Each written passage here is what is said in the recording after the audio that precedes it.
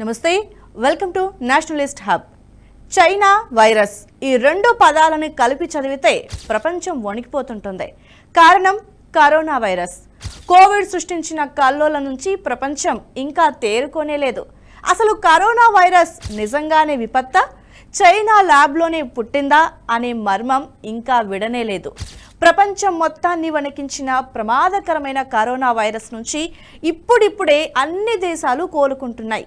ఇటీవలే మరోసారి కొన్ని దేశాల్లో కోవిడ్ సబ్ వేరియంట్ వెలుగు చూసింది. దీంతో మళ్లీ కోవిడ్ భయాలు నెలకొన్నాయి. అయితే ఈ సబ్ వేరియంట్ కారణంగా మరణాల సంఖ్య పెరగకపోవడంతో అంతా ఊపిరి పీల్చుకున్నారు. ఈ క్రమంలోనే మరో పిడుగులాంటి వార్త బయటకొచ్చింది.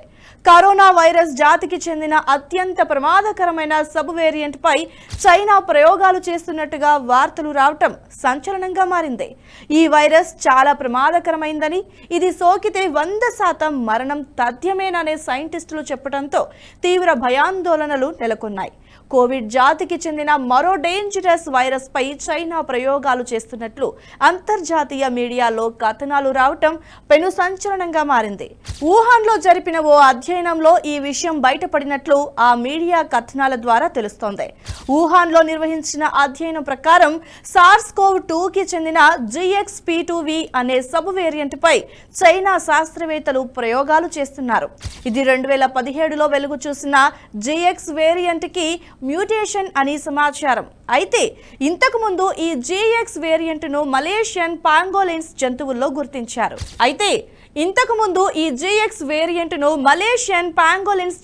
గుర్తించారు. ఈ GXP2V మ్యూటేటెడ్ వైరస్ ను ముందుగా చైనా శాస్త్రవేత్తలు ఎలుకలపై ప్రయోగించినట్లుగా తెలుస్తోంది. అయితే ఆ వైరస్ ఎలుకలపై పెను ప్రభావాన్ని చూపినట్లుగా సమాచారం.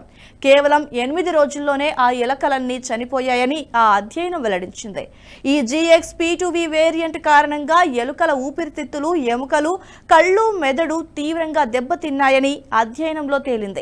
ఆ ఎలుకల బరువు కూడా తగ్గి చాలా బలహీనంగా మారాయని, 2-3 రోజుల్లోనే నడవలేని స్థితికి చేరుకొని ఆరోగ్యం పూర్తిగా క్షీణించినట్లుగా తెలుస్తోంది. ఈ GXP2V వైరస్ చాలా ప్రమాదకరమైందని ఆ అధ్యయనం స్పష్టం చేసింది. అయితే ఈ GXP2V వైరస్ మానవులపై ఎలాంటి ప్రభావాన్ని చూపిస్తోందనే దానిపై ఇప్పటికైతే స్పష్టత లేదు. అయినా ఎలుకలపై ఉన్న ప్రభావం లక్షణాలే మనుషులపైన ఉండొచ్చనే వాదనలు వినిపిస్తున్నాయి. ఈ GXP2V వైరస్ తో మనుషులకి పెను ముప్పు వాటిల్లనుందని అర్థమవుతోంది.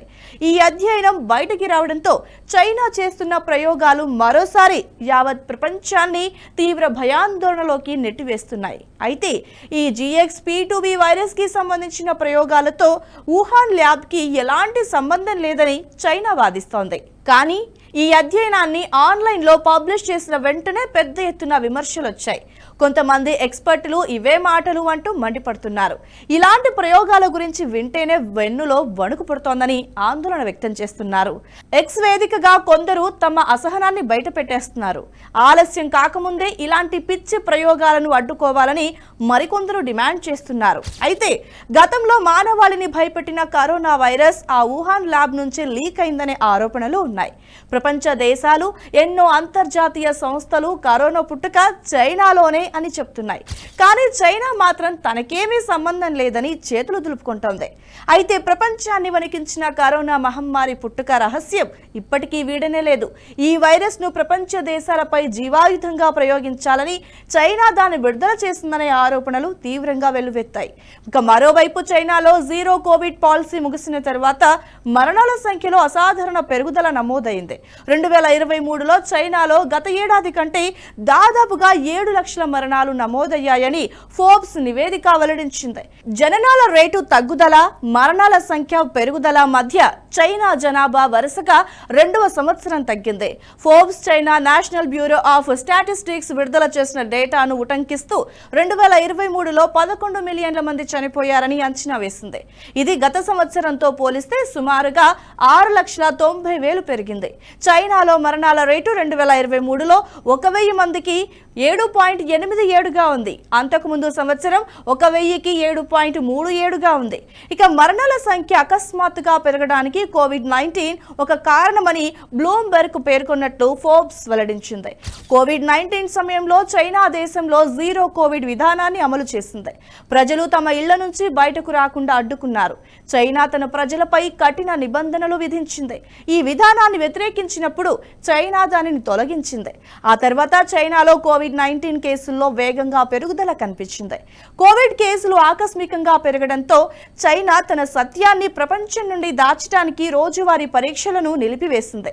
దీని కారణంగా కోవిడ్ కేసులు తగ్గడం ప్రారంభించాయి. కోవిడ్ ఇప్పుడు నియంత్రణలో ఉందని ప్రపంచాన్ని నమ్మించే ప్రయత్నం చేసింది.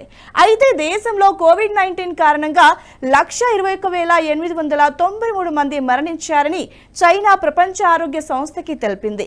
లాక్డౌన్ ఎత్తివేసిన ఒక నెల తర్వాత దాదాపుగా 60,000 మంది మరణించారని చైనా జనవరి 2023లో నివేదించింది. ఇక న్యూయార్క్ టైమ్స్ అంచనా ప్రకారం డిసెంబర్ 2022 ఫిబ్రవరి 2023 మధ్య చైనాలో దాదాపుగా 1 మిలియన్ నుండి 1.5 మిలియన్ల మంది మరణించారని చెప్పింది. ఇలా వైరస్లతో చైనా చెలగాటమాడటం ప్రపంచ దేశాలను తీవ్ర ఆందోళనలో నెట్టేసింది. ఈ వీడియో మీకు నచ్చినట్టయితే లైక్ చేయండి, 10 మందికి షేర్ చేయండి. అలాగే కామెంట్ల రూపంలో మీ అభిప్రాయాలను మాతో పంచుకోండి. Nationalist hub group of channels ను సబ్స్క్రైబ్ చేసుకుని తెలుగునాట జాతీయవాద జర్నలిజాన్ని ప్రోత్సహించండి. ఈ వీడియో కింద ఉన్న బెల్ ఐకాన్ పై క్లిక్ చేయడం మర్చిపోవద్దు.